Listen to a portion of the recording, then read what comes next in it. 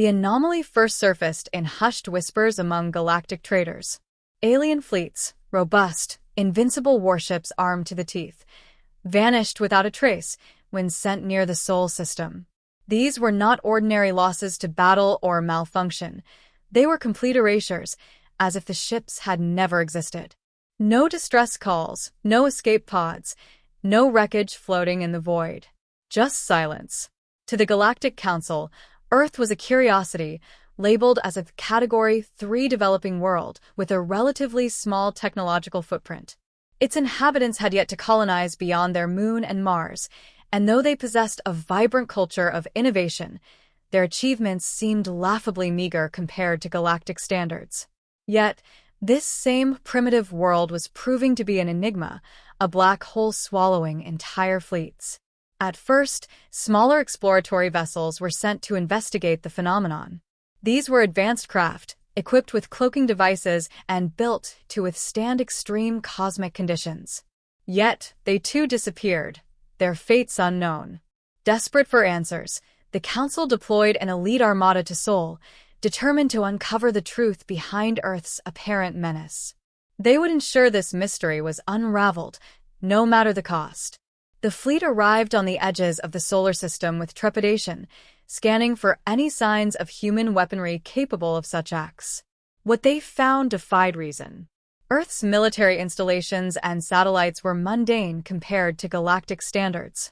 There were no hyperspace cannons, no gravitational disruptors, only crude railguns and missiles, most of which barely functioned outside the planet's atmosphere. Then came the anomaly. As the fleet approached the asteroid belt, their sensors began to fail one by one. Communications grew distorted, and power systems flickered. It was as if the space around them was folding in on itself. Ship after ship reported critical malfunctions before their signals went dark. Only one vessel managed to send a fragmented message back to the Council. It's not them. Something is watching us. Earth remained oblivious to the events unfolding beyond its orbit.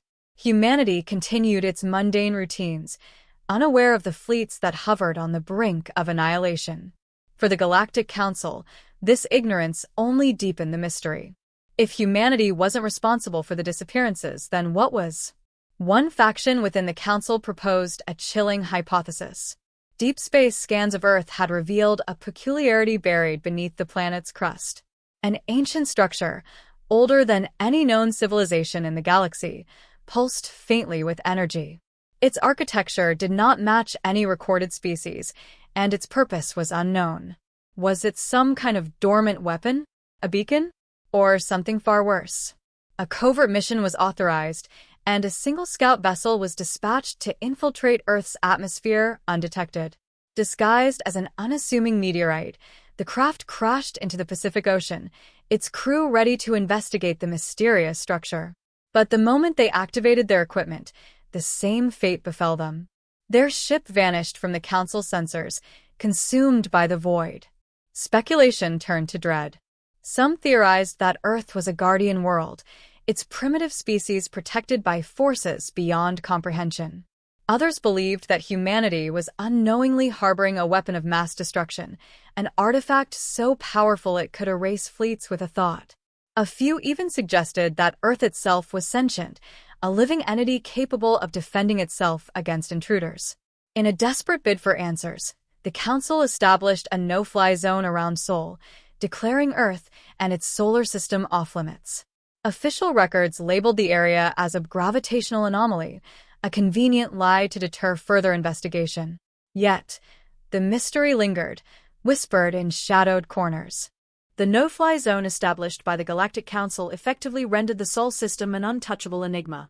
Decades passed, and curiosity slowly gave way to a cautious acceptance of Earth's peculiar status. Yet, there were always those who could not let the mystery lie. Rogue scientists, mercenaries, and adventurers viewed the restriction not as a warning, but as an irresistible challenge. One such group was the crew of the Far Horizon a notorious band of exiles from the Zerath Republic. Their leader, Captain Vryn, was obsessed with uncovering the secrets of Earth. The tales of disappearing fleets and ancient artifacts had grown into a legend, and Vryn's crew believed they were clever enough to outwit whatever force had stopped the Council's most advanced armadas. Their plan was simple: avoid conventional approaches by entering the Sol system using an old, nearly derelict cargo freighter modified to look as unremarkable as possible. Stripped of advanced technology, the ship would appear to be nothing more than space debris drifting on inertia. They relied on stealth and subterfuge, confident that if Earth possessed any defensive mechanisms, they could slip past undetected. At first, their plan seemed to work. The freighter bypassed the asteroid belt without incident, and Earth loomed large in their viewports. The planet was an unassuming blue and green orb, its surface teeming with life yet seemingly devoid of the kind of technology capable of taking down entire fleets. The crew laughed nervously, mocking the Galactic Council for their cowardice. But as they approached low orbit, the atmosphere grew heavy, almost oppressive. Equipment began to malfunction in ways that defied logic. Power systems drained despite full reserves, lights flickered even as diagnostics reported no faults, and the crew felt an unshakable sense of being watched. The ship's artificial intelligence refused to respond, repeating nonsensical phrases. "You should not be here. Leave." Ignoring the warnings, VRYN ordered a landing in a remote desert region of Earth, far from any human settlements. They disembarked cautiously, their footsteps crunching against the sand. The air was eerily still, the landscape vast and quiet.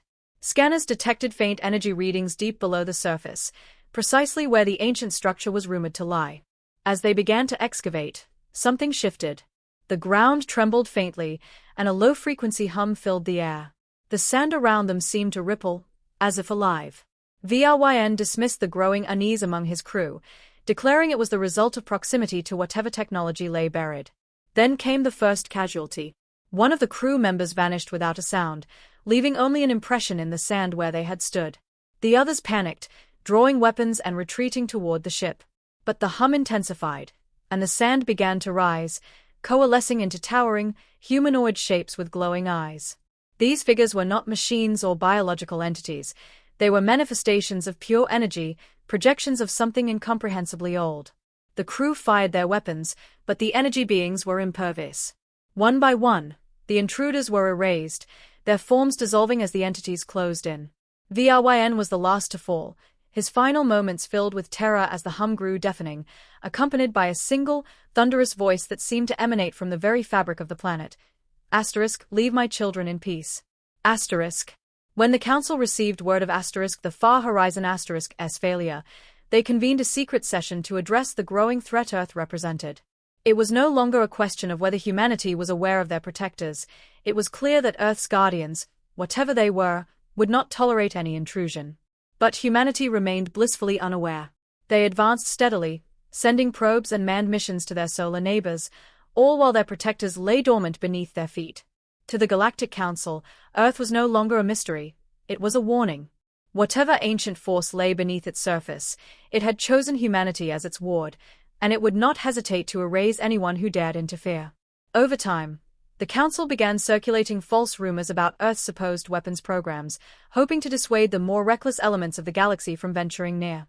The truth, however, was far stranger than any fiction they could conceive. Earth was not merely a planet. It was a fortress, a sanctuary protected by forces older than the stars themselves. And as humanity gazed toward the stars, dreaming of their place among them, the galaxy watched with a mixture of fear and awe.